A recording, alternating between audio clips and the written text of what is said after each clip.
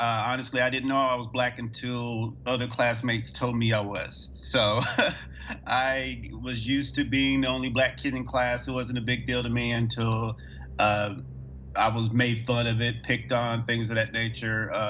Go back to Africa, things like that. He's a helper. He always has been. But at the end of the day, he can't take his skin color off. My dad pretty much explained it like there are some people that are scared of your blackness.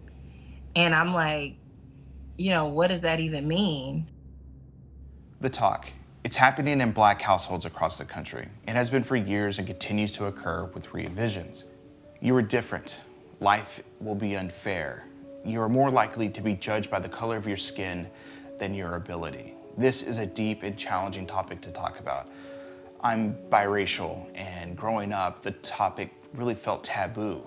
This story is about why the talk is so important and how with each incident, the dialogue seems to change. Good morning. Hey. Hi, I'm sorry. I have not used Skype in like a decade, so. I am a mother of 2. Yes, I have a son who is 7. His name is Taj, and I have a daughter who is 3. Her name is Marley. As I've become an adult, and I think a mother, in certain times, the talk to me is how my children engage with law enforcement and their feelings about it. I try to keep this away from him, away from them. Well, she's only 1, so she doesn't know what's going on, but mostly away from my son, because I still don't want to take that innocence away from him yet. I'm not ready for him to think about, if mommy gets pulled over for speeding, is the cop going to kill mommy? I'm not ready for that yet. And I don't think his mind can grasp that, because I don't want him walking around thinking that all cops are bad. So my dad he's always tried to bestow those gems at an early age into me, about what my struggle, what my fight is going to be in this country, regardless of who I am and who I am as a person. It's something that I have little influence or control over, which is my skin color, that I would be, persecuted for. So, he started me out at a very young age with that. It's almost like this increased risk factor that they have no control over. It doesn't matter that their mother has a master's degree and their dad is a retired Air Force veteran. That doesn't matter when they get pulled over. As he further grows and starts being able to comprehend more, the details of that explanation, it changes a little bit.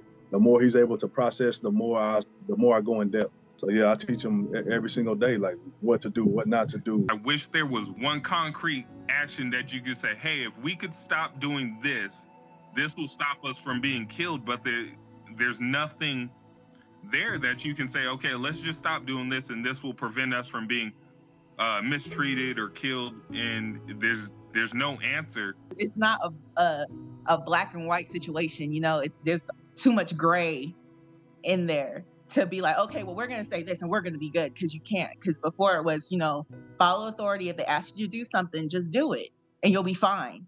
And it's not like that anymore. We could be doing nothing and still lose your life. There was a man that was pleading for his life. He didn't have a gun on him. He was just pleading for his life, like, please don't kill me. He loses his life.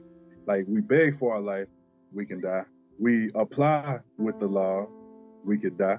We move too quick, we can die. I mean, is it a problem with us?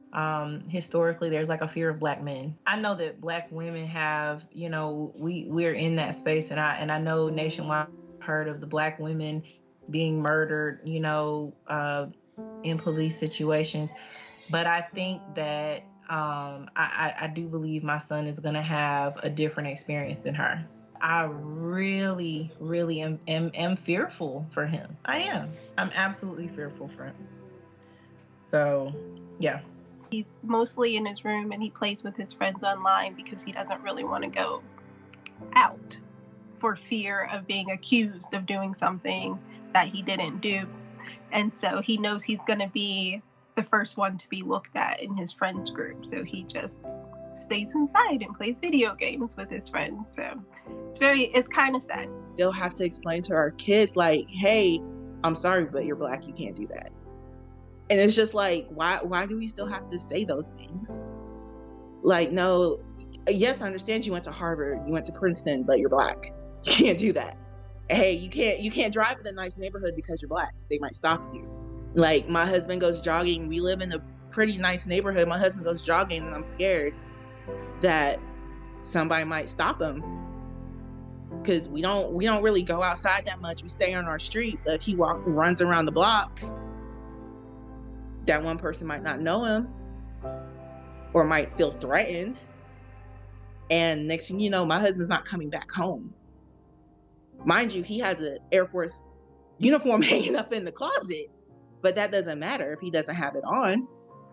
That could be my child that you love, or your friend's child, and you love this friend and you know them.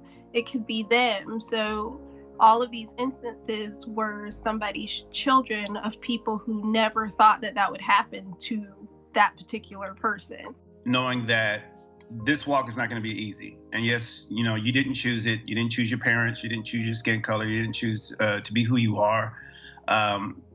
There's still a sense of pride and a sense of honor to have all these obstacles, to have all these things in your way and still succeed.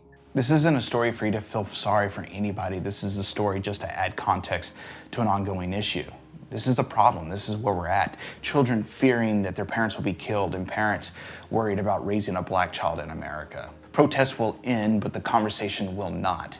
Hopefully that the talk will not be confined to just black households.